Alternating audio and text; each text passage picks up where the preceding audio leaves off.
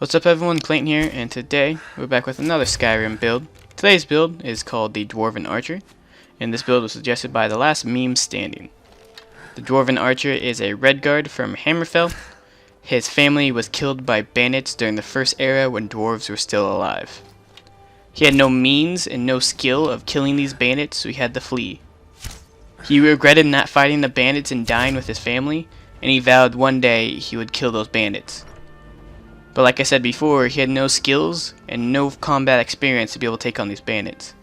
He made a deal with the dwarves. He gave his body to the dwarves so they can turn him into a machine as an experiment. This gave him immortality in a way that actually killed those bandits that killed his family.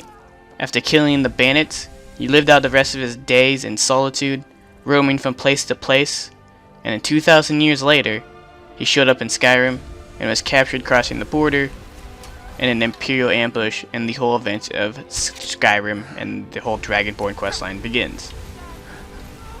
This character, like the name says, is an archer, but it's more of a tank archer, so you'll be able to take a lot of hits, and you don't really have to rely on sneak to get around.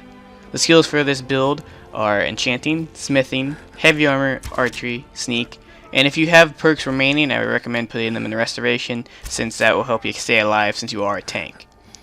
Enchanting is really good. You can use it to enchant your gear to make your archery do more damage, as well as muffle that allow you to sneak, since you'll be using heavy armor. It's a little bit more difficult to sneak. Smithing is to improve your weapons and armor. Heavy armor is very important because this is what you'll be using to be able to tank damage.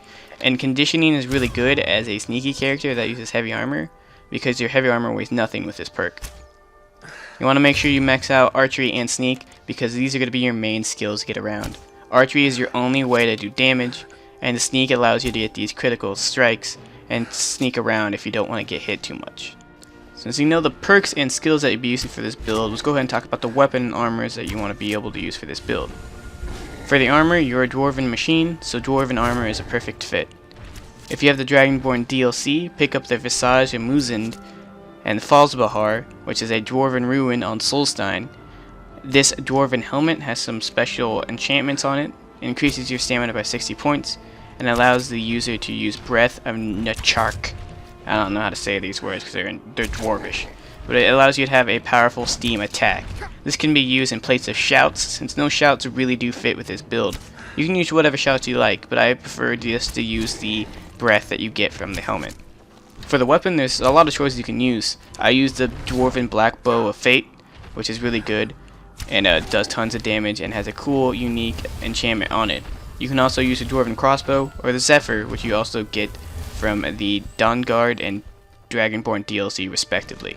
If you do not have these DLCs, a normal Dwarven bow will work, but I recommend having the DLCs if you want to use this build. So before we talk about the gameplay, we're going to talk about the standing stone you use.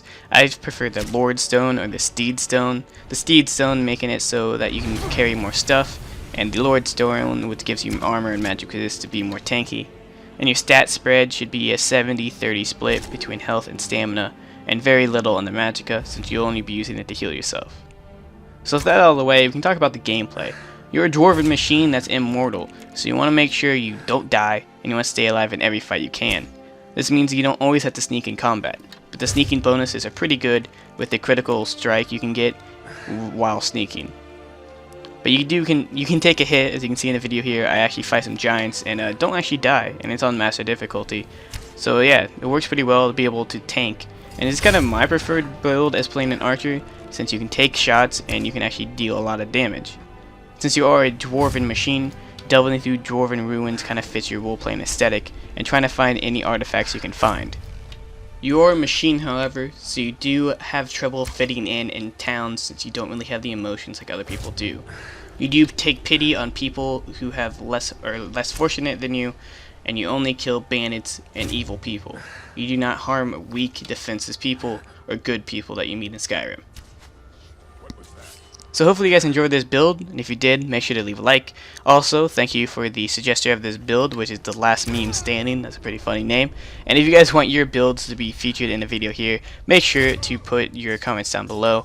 Make sure you kind of have a backstory with it too, unless you guys don't care about the backstory, and I can try to make one up for myself. But backstory has always helped to get the player into the character as much as they can.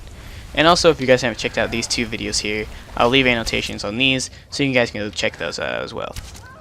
But thank you guys so much for watching, and this is Clayton, signing out.